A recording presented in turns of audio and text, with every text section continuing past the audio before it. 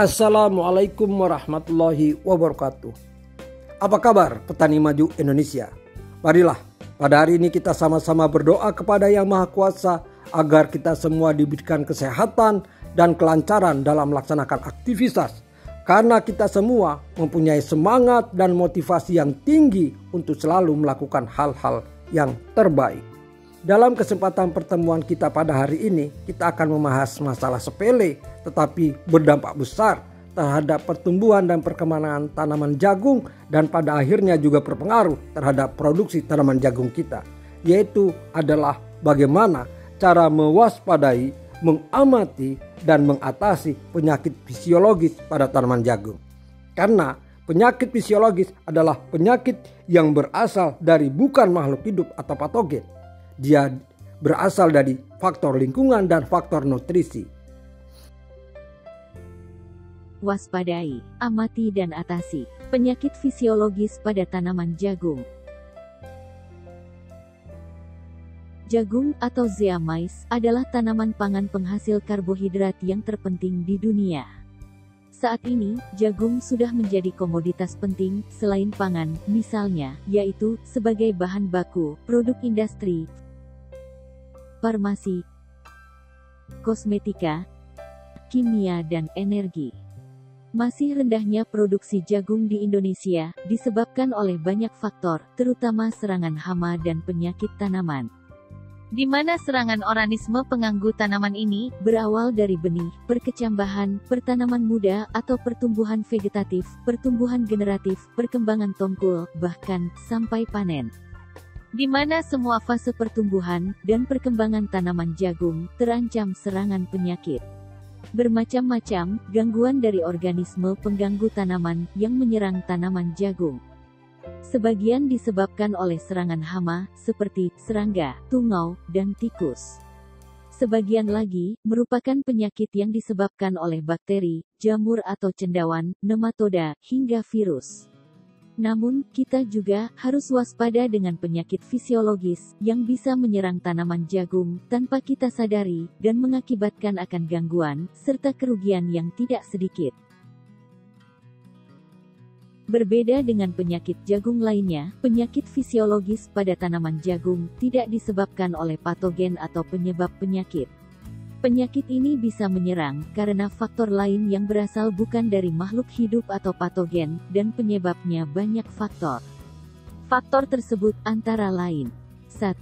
Faktor lingkungan, yaitu berupa kekurangan air, kelebihan air, suhu tinggi, angin, dan terpapar bahan kimia atau pestisida. 2. Faktor nutrisi, yaitu berupa kekurangan pupuk, kelebihan pupuk, kekurangan unsur hara, baik unsur hara makro, unsur hara mikro, maupun bahan organik. Mari kita bahas satu demi satu. Penyakit fisiologis bisa kita ketahui dengan melihat gejala yang ditimbulkannya, dan yang paling mudah adalah melalui daun dan melalui tongkul tanaman jagung. Ke-1. Faktor lingkungan, kekurangan air atau biasa disebut dengan kekeringan. Kondisi ini bisa menyebabkan tanaman berwarna hijau keabu-abuan. Selain itu, daun-daun juga mengering menjadi sebesar pensil atau menggulung menyerupai daun bawang. Kelebihan air atau air menggenang. Tanaman akan menguning terutama bagian tanaman bagian bawah, akar, batang dan daun, selanjutnya tanaman akan membusuk. Udara kering akan menyebabkan pembentukan rambut jagung atau tasel menjadi terhambat dan lambat. Akibatnya, persarian tidak sempurna saat pembentukan biji, sehingga tongkul tanaman menjadi tidak sempurna atau bogang. Selain itu, gangguan juga bisa disebabkan oleh zat kimia. Gangguan ini biasanya menyebabkan ujung dan tepi daun seperti terbakar. Gangguan zat kimia mengakibatkan jaringan daun mati, dan daunnya bertopi putih. Kedua, faktor nutrisi, yaitu kekurangan dan kelebihan hara. A. Kekurangan hara nitrogen berdampak pada pertumbuhan jagung sangat signifikan. Ujung daun jagung akan berwarna kekuningan dan berkembang sepanjang tulang daun utama, berbentuk seperti huruf V.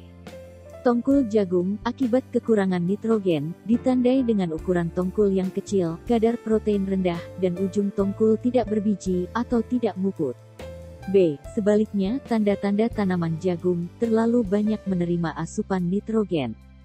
Bisa dikenali dari rambut berwarna hijau saat masak, munculnya tunas pada akar adventif, tanaman sedikit lunak atau sekulen, sehingga mudah diserang penyakit terutama tular tanah atau soil borne.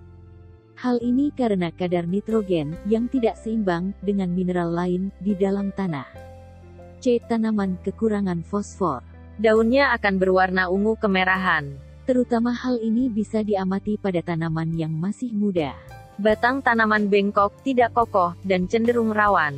Akibat kekurangan fosfor juga bisa terlihat dari bentuk tongkul yang kecil, kering, dan bengkok. Pembentukan biji pun jadi tidak sempurna dan tidak berbobot. Belum diketahui gejala yang detail dan berdampak buruk bila tanaman kelebihan fosfor yang ditandai dengan gejala pada bagian tanaman. Hal ini dimungkinkan karena hara fosfor ini slow release. D. Kekurangan kalium. Bisa ditandai dengan gejala pada daun yang menguning dan mengering, diawali pada tepi daun, dan menuju tulang daun. Batang yang sedikit kecil, di mana jarak antar ruas menjadi lebih pendek, sehingga tanaman berkesan kerdil. Pembentukan tongkul yang tidak sempurna. Ujung tongkul jagung akan tidak berbiji penuh, dan tongkul menjadi tidak berbobot atau hampa. Banyaknya penyakit fisiologis pada tanaman jagung ini menunjukkan bahwa perawatan jagung tidak cukup hanya dengan pemberian pupuk yang berlebihan, tetapi harus berimbang. Begitu juga dengan penggunaan pestisida, baik insektisida, bakterisida maupun fungisida, dan treatment lain-lain. Asupan ini sebaiknya diberikan sesuai dengan dosis atas kebutuhan yang dibutuhkan tanaman pada saat itu. Semoga bermanfaat.